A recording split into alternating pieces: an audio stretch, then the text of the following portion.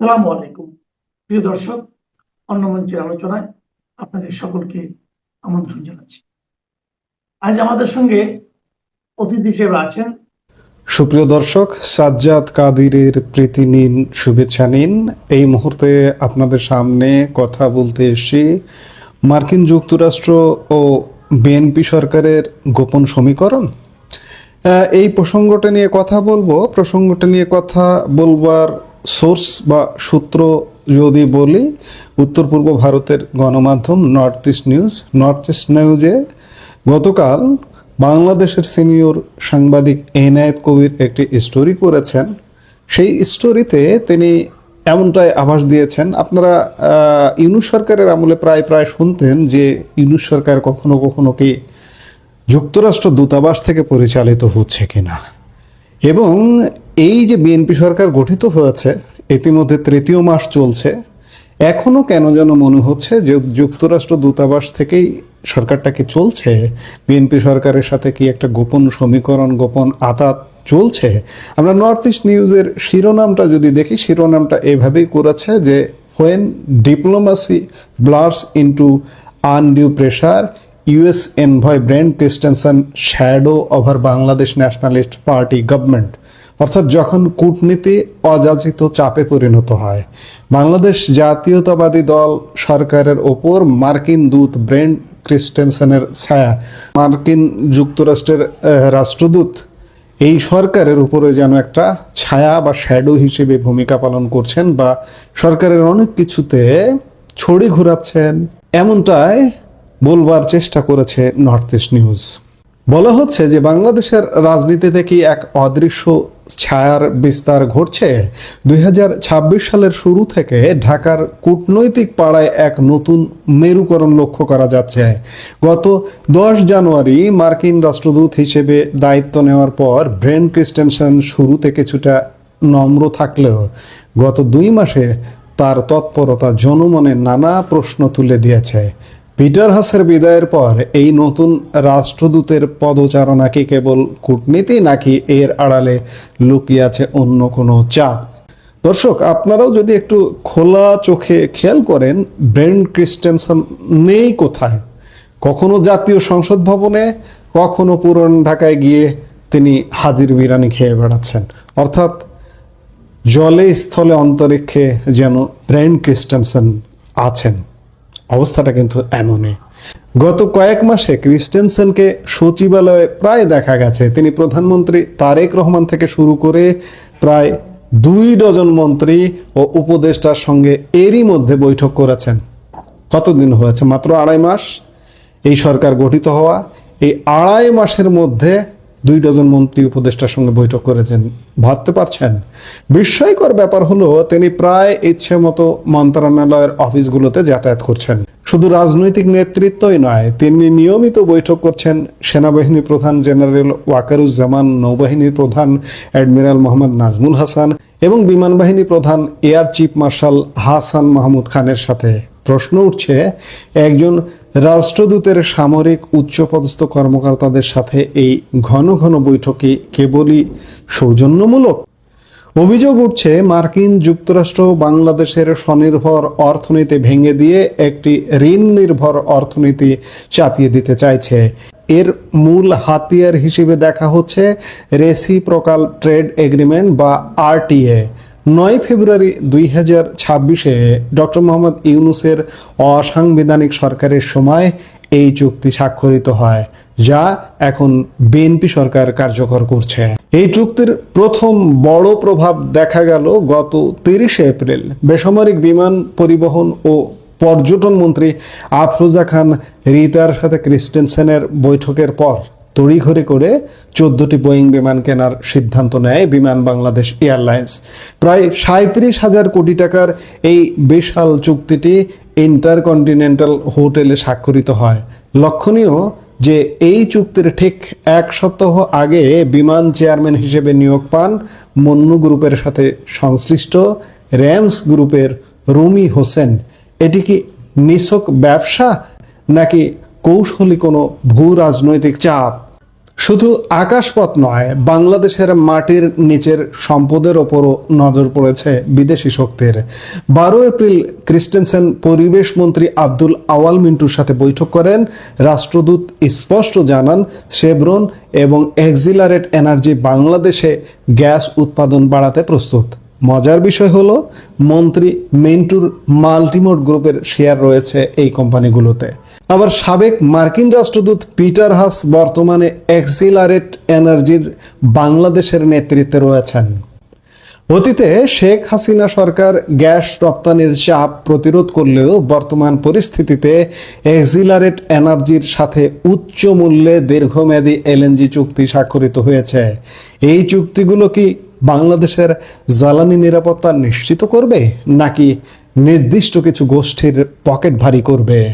বাংলাদেশের অর্থনীতির প্রাণ হলো কৃষি। 27 এপ্রিল বিএনপি মহাসচিব মির্জা ফখরুল ইসলাম আলমগীরের সাথে বৈঠকে ক্রিস্টেনসেন গ্রামীণ অবকাঠামো ও কৃষিতে মার্কিন বিশেষজ্ঞ জ্ঞান ব্যবহারের পরামর্শ দেন। বিশ্লেষকরা মনে করছেন, এটি আসলে বাংলাদেশের ক্ষুদ্র ও সমবায় ভিত্তিক কৃষি ব্যবস্থা ভেঙে কর্পোরেট এগ্রিকালচার প্রবর্তনের একটি নীল নকশা। আইএমএফ ও বিশ্বব্যাংক দীর্ঘদিন ধরে কৃষিতে ভর্তুকি প্রত্যাহারের চাপ দিচ্ছে। যেখানে শেখ হাসিনার সরকার প্রান্তিক কৃষকদের সুরক্ষা দিত, সেখানে বর্তমান সরকারের এই মার্কিন নীতি গ্রহণ কি আমাদের খাদ্য নিরাপত্তাকে ঝুঁকিতে ফেলবে?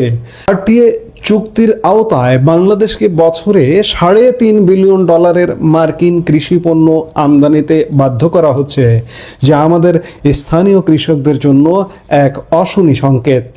11 মার্চ অর্থমন্ত্রী আমির খসরু মাহমুদ চৌধুরীর সাথে বৈঠকের পর জানানো হয়, মার্কিন ট্রেজারি বিভাগ অর্থ মন্ত্রণালয়ের সাথে কাজ করবে।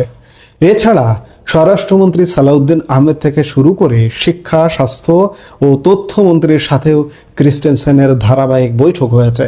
এমনকি মার্কিন বিশেষ দূত চার্লস হার্ডারের উপস্থিতিতে জ্বালানি মন্ত্রী ও নিরাপত্তা উপদেষ্টাদের সাথে নিরাপত্তা কৌশল নিয়ে আলোচনা হয়েছে। 5 এপ্রিল প্রধানমন্ত্রী তারেক রহমানের সাথে ক্রিস্টেনসেনের বৈঠকে তিনি নিজে ফলপ্রসূ বলে অভিহিত করেছেন। কিন্তু এই ফল আসলে কার ঘরে উঠবে, বাংলাদেশের জনগণের নাকি বিদেশি শক্তির? কূটনৈতিক শিষ্টাচার ছাড়িয়ে যখন চাপ সৃষ্টি করা হয়, তখন তাকে আর সাধারণ বন্ধুত্ব বলা যায় না। আরটিএ চুক্তি এবং বোয়িং ডিলের মাধ্যমে বাংলাদেশ এমন এক কোণঠাসা অবস্থায় পড়েছে যেখান থেকে বেরিয়ে আসা কঠিন। তারেক রহমানের নেতৃত্বাধীন বিএনপি সরকার আপাত দৃষ্টিতে বিচলিত না হলেও নিজেদের অজান্তেই কি তারা বিদেশি শক্তির জালে জড়িয়ে যাচ্ছে? বাংলাদেশের সার্বভৌমত্ব আর অর্থনৈতিক স্বাধীনতা রক্ষা করায় এখন সবচেয়ে বড় চ্যালেঞ্জ, এবং একই সাথে এটি বিশাল এক উদ্বেগের বিষয়।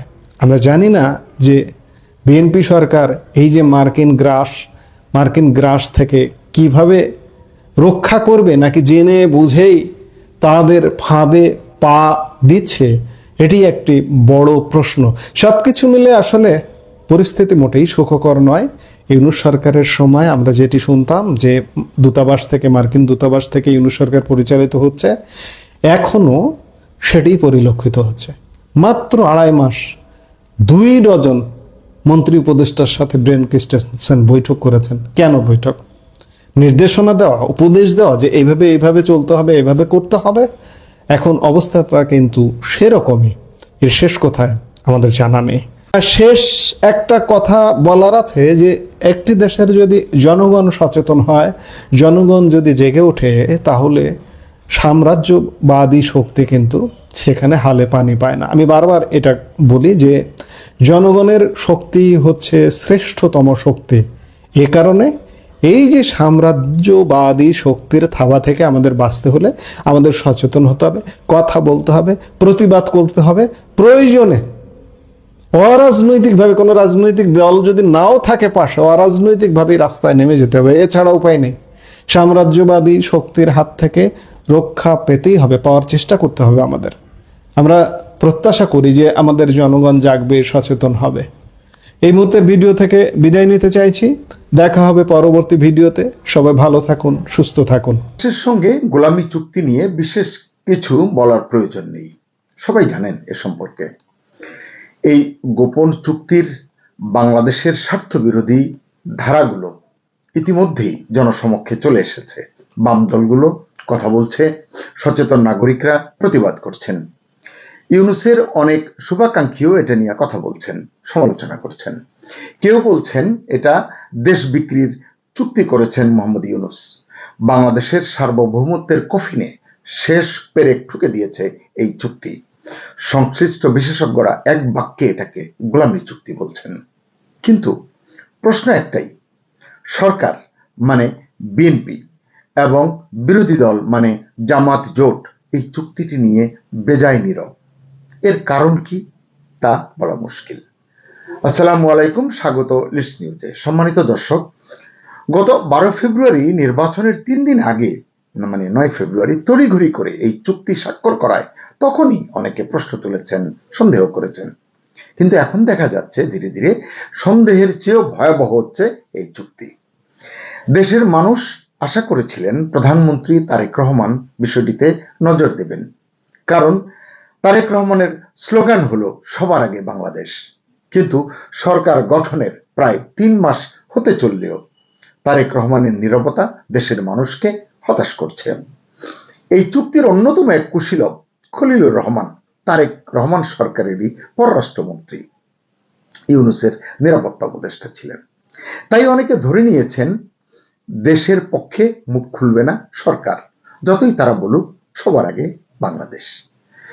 খলিল সাহেব অবশ্য ইতিমধ্যেই বলেছেন এই চুক্তি সম্পর্কে বিএনপি এবং জামাতের শীর্ষ নেতারা বা নেতৃত্ব আগে থেকেই জানতেন, যদিও প্রতিবাদ করেছেন জামাতের আমির, কিন্তু একেবারেই টু শব্দ করেননি বাংলাদেশ ফার্স্টের স্বপ্নদ্রষ্টা তারেক রহমান। জামাত আমির যদি না জেনে থাকেন, তিনি তো বলেছেন জানেন না, তাহলে মিথ্যাচার কেন সহ্য করছেন? কিংবা আসলে কে মিথ্যাচার করছে, খলিলুর রহমান নাকি শফিকুর রহমান? শফিকুর রহমান সংসদেও তো এটা নিয়ে কথা বলতে পারতেন, বিরোধী দলীয় নেতা তিনি। প্রধান বিরোধী দলের রাজনৈতিক দায়িত্বটা কি? এটা তো জাতীয় ইস্যু। এটা নিয়ে কথা না বললে তারা কি নিয়ে কথা বলবেন? জামাতের এই নীরবতা কি বার্তা দিচ্ছে দর্শক আপনাদের কাছে? বিএনপি বা তারেক রহমান কি ইউনূসের বিরুদ্ধে কোনো ব্যবস্থা নিতে পারবেন? মানুষ কিন্তু এমনটাই প্রত্যাশা করছেন। দেশের মানুষ এখন ইউনূসকে বিশ্ব বাটপার, বেহায়া, দুর্নীতিবাজ, রক্তচোষা ইত্যাদি আরো কত বিশ্রী শব্দে ডাকছেন, মানে চিহ্নিত করছেন। এই চুক্তির পাতায় পাতায় লেখা আছে বাংলাদেশের অর্থনৈতিক পরাধীনতার গল্প, দেশকে পরনির্ভরশীল করার গল্প বা পায়তারা। একজন নোবেল বিজয়ীর কাছ থেকে জাতি যে স্বচ্ছতা এবং দেশপ্রেম আশা করেছিল, তার বিনিময়ে ইউনূস দেশের মানুষকে বিশ্বাসঘাতকতা উপহার দিয়েছেন। মানুষ তাকে বিশ্বাস করেছিল, কিন্তু দেশের সঙ্গে তার এই গাদ্দারি দেখে সোশ্যাল মিডিয়ায় একজন জনপ্রিয় ইনফ্লুয়েন্সার লিখেছেন, কোট আনকোট, ইউনূস প্রমাণ করেছে যে একজন অসভ্য লোকও নোবেল পেতে পারে, নোবেল পাওয়া মানেই কেউ সাধু সন্ন্যাসী নয়। এই ফটোকার্ডটি সোশ্যাল মিডিয়া ঘুরে বেড়াচ্ছে, আপনারা হয়তো অনেকে দেখেছেন। এই চুক্তির ফলে আমরা অনেক কিছুই হারাবো, আমি সেই বিস্তারিত বিশ্লেষণে যাব না। আমি শুধু ফোকাস করতে চাই বাংলাদেশকে ইউনূস তার গডফাদার কান্ট্রি যুক্তরাষ্ট্রের পুতুল কান্ট্রিতে, দেশে পরিণত করে দিয়ে গেছেন, এটিতে আমি মনোযোগ দিতে চাই। অথচ আমাদের সরকার, দেশপ্রেমিক সরকার এবং বিরোধী দল নিশ্চুপ। দিল্লি না ঢাকা স্লোগান দেওয়া নব্য রাজনীতিকরাও কোনো কথা কইছেন না।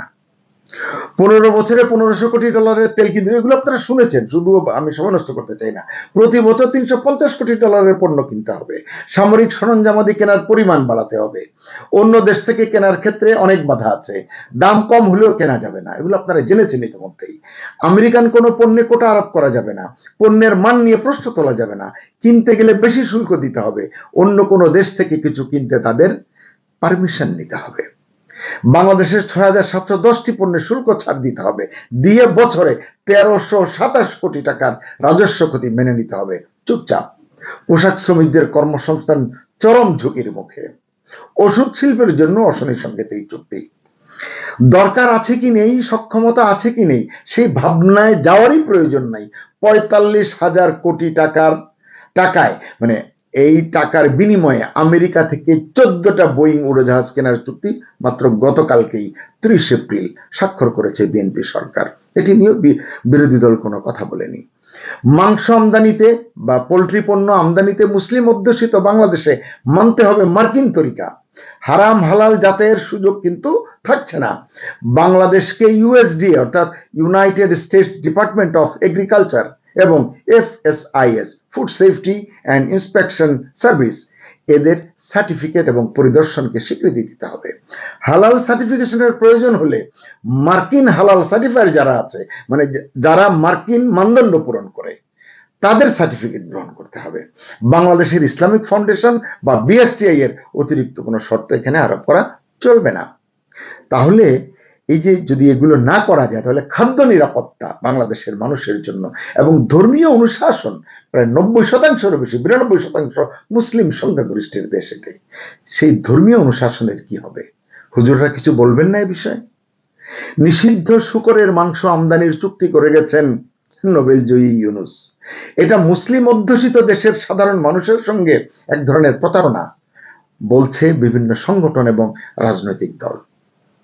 কিন্তু ক্ষমতাধর রাজনীতিকরা চুপ, মানে যারা ক্ষমতায় আছে, যারা বিরোধী দলে আছে, টুপি দাড়ি পাগড়ি জুব্বা এসব পরে যেসব মোল্লারা আছেন, হুজুররা আছেন, তারা চুপ। কারণ কি জানি না। ইতিমধ্যেই রূপপুর নিয়ে আমরা কত আশার বাতি জ্বালাচ্ছি, কিন্তু আপনারা নিশ্চয়ই জেনেছেন বাংলাদেশের কোন সরকার ভবিষ্যতে যদি আরেকটি বা দুটি পারমাণবিক বিদ্যুৎ কেন্দ্র নির্মাণ করতে চায়, পারবে না। কারণ ইউনূসের দেশ বেচা চুক্তি, দেশ বিক্রির চুক্তি, গোলামির চুক্তি সেখানে বাধা হয়ে দাঁড়াবে। একই আশঙ্কা রূপপুর প্রকল্পের জন্য, বিদ্যমান প্রকল্পের জন্য যদি জ্বালানি হিসেবে ফ্রেশ ইউরেনিয়াম সংগ্রহ করতে হয়, কিনতে হয়, সেখানেও কেনা যাবে না যাত্রার কাছ থেকে। বাধ্য হয়ে যদি পশ্চিমা দেশগুলোর কাছ থেকে বা তাদের কাছ থেকে কিনতে হয়, নিউক্লিয়ার প্ল্যান্টের প্রযুক্তি এবং জ্বালানি ক্রয় করতে হয়, অনেক বেশি দামে কিনতে হবে, যার এফেক্ট, যার অভিঘাত পড়বে আপনার উপরে, আমার উপরে, বিদ্যুতের দাম বেড়ে যাবে। আরো অনেক সংকট আছে, আলোচনা লম্বা করতে চাই না। বিএনপি সরকার কি চাইলে যুক্তরাষ্ট্রের সঙ্গে হওয়া এই চুক্তি বাতিল করতে পারে? ইতিমধ্যেই চুক্তি বাতিলের দাবি উঠেছে। বিবিসি বাংলার এক প্রতিবেদনে দেখলাম সরকারের সংশ্লিষ্ট সূত্রগুলো ধারণা দিয়েছে বিএনপি সরকার চুক্তিটি বাতিল করবে না। সরকারের একটি সূত্রের বরাতে বিবিসি বাংলা তাদের প্রতিবেদনে লিখেছে, প্রায় 2 দশক পর ক্ষমতায় আসা বিএনপি সরকার চুক্তিটির বিপক্ষে অবস্থান নিয়ে যুক্তরাষ্ট্রের সঙ্গে সম্পর্কের টানাপোড়েন তৈরি করবে কেন? তৈরি করতে চায় না, তাদেরকে খেপাতে চায় না। বিশ্লেষকদের কেউ কেউ বলছেন খলিলুর রহমানকে পররাষ্ট্রমন্ত্রী করার মধ্যে দিয়েই তো এই বার্তাটি স্পষ্ট হয়েছে। তবে বিশেষজ্ঞরা বলছেন সরকার চাইলে চুক্তির বিষয়ে কিন্তু তারা অবস্থান নিতে পারে। অথচ এই যে চারিদিকে চুক্তি নিয়ে এত বিতর্ক চলছে, প্রশ্ন উঠছে, বিএনপি সরকার কিন্তু নীরব, বিএনপি নেতারাও নীরব, দেশপ্রেমিক জাতীয়তাবাদী নেতারা কিন্তু নীরব। জাতীয় সংসদের প্রথম অধিবেশন ইতিমধ্যেই সমাপ্ত হয়েছে, সেখানে কোনো আলোচনা হয়নি। অনানুষ্ঠানিক কোনো আলোচনার উদ্যোগও কিন্তু হবে কিনা এটি বলা যাচ্ছে না। চুক্তিটি বাতিল করা যাবে কি, এই প্রশ্ন উঠেছে এবং চুক্তি নিয়ে যারা কথা বলছেন, বিরোধিতা যারা করছেন, বিশেষজ্ঞ যারা, তারা বলছেন সুযোগ আছে। এই কথার প্রতিধ্বনি পাওয়া গেছে জাতীয় সংসদে স্বতন্ত্র সংসদ সদস্য রুমিন ফারহানার কণ্ঠে। তিনি পয়েন্ট অফ অর্ডারের ফ্লোর নিয়ে বলেছেন, চুক্তিতেই বলা আছে 60 দিনের মধ্যে তা বাতিল করা যাবে, বাতিলের কথা বলা আছে। তিনি চুক্তি নিয়ে সংসদে আলোচনা করার আহ্বান জানিয়েছেন এবং তা বাতিলেরও দাবি জানিয়েছেন, কিন্তু তা হয়নি। সাম্প্রতিক মার্কিন সুপ্রিম কোর্টের রায় কিন্তু যদি আমরা বিবেচনায় নিই, তাহলে বাংলাদেশ সরকার এই কার্যকর পদক্ষেপ নিতে পারে তার রেফারেন্সে, কিন্তু তারা নীরব। মালয়েশিয়া এবং আরো কয়েকটি দেশ ইতিমধ্যেই চুক্তি সম্পর্কে তাদের অবস্থান বা সিদ্ধান্ত জানিয়ে দিয়েছে। হয়তো বলবেন একটি চুক্তি নিয়ে এত বিতর্ক বা আলোচনা করার কি দরকার? আসলে এই চুক্তিতে বাংলাদেশের স্বার্থ রক্ষা হয়নি মোটেই। এটি যুক্তরাষ্ট্রের স্বার্থে একপক্ষীয় এবং অসম চুক্তি। যুক্তরাষ্ট্রের স্বার্থকে অগ্রাধিকার দিতে গিয়ে চুক্তিতে এমন সব শর্ত রাখা হয়েছে যা বাংলাদেশের স্বাধীন সার্বভৌম সিদ্ধান্ত গ্রহণকে বাধাগ্রস্ত করবে। এই চুক্তি বহাল থাকলে অধিকাংশ দেশ বা উন্নয়ন অংশীদাররা বাংলাদেশের সঙ্গে দ্বিপক্ষীয় বাণিজ্যিক চুক্তি করতে চাইবে না। তাদের কাছে এটি রেফারেন্স। আবার কেউ কেউ চুক্তির ক্ষেত্রে যুক্তরাষ্ট্রের মতো একতরফা সুবিধা চাইবে, এটি হাতে আছে তাদের। ইউরোপীয় ইউনিয়ন ইতিমধ্যেই সেই ইঙ্গিত দিয়েছে। চুক্তির একটি ভয়ঙ্কর অংশের কথা বলি, এটি হচ্ছে 4 নম্বর ধারা। এই ধারায় বলা হয়েছে যুক্তরাষ্ট্র যদি তৃতীয় কোনো দেশের উপর নিষেধাজ্ঞা আরোপ করে, তাদের তো কত কথায় কথায় নিষেধাজ্ঞা আরোপ করে, বা বাণিজ্যিক কোনো ব্যবস্থা তারা নেয়, কোনো স্যাংশন জারি করে, নিষেধাজ্ঞা আরোপ করে, তাহলে বাংলাদেশকে মানে পরিপূরক নিষেধাজ্ঞামূলক ব্যবস্থা নিতে হবে। অর্থাৎ ওয়াশিংটন যাকে শাস্তি দেবে, ঢাকাকেও তাকে শাস্তি দিতে হবে, বলতে হবে তোমার সঙ্গে ব্যবসা করব না। এবং স্বাধীন বৈদেশিক নীতি পরিচালনার বাংলাদেশের যদি কিছু থেকে থাকে, আমি বলবো এখানেই এর পরিসমাপ্তি ঘটে যাবে। তাই এটিকে কোনোভাবেই মুক্ত বাণিজ্য চুক্তি বলা যাচ্ছে না।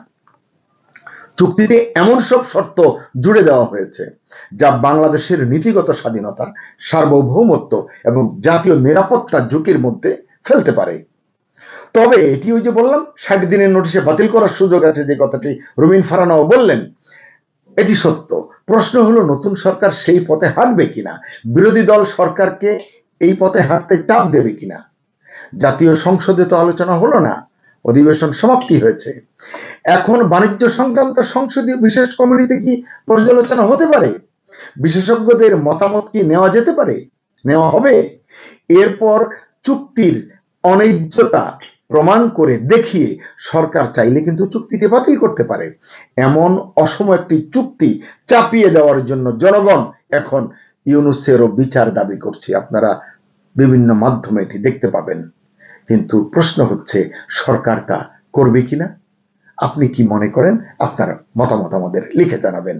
ভালো থাকুন, সুস্থ থাকুন, নিরাপদে থাকুন। আল্লাহ হাফেজ।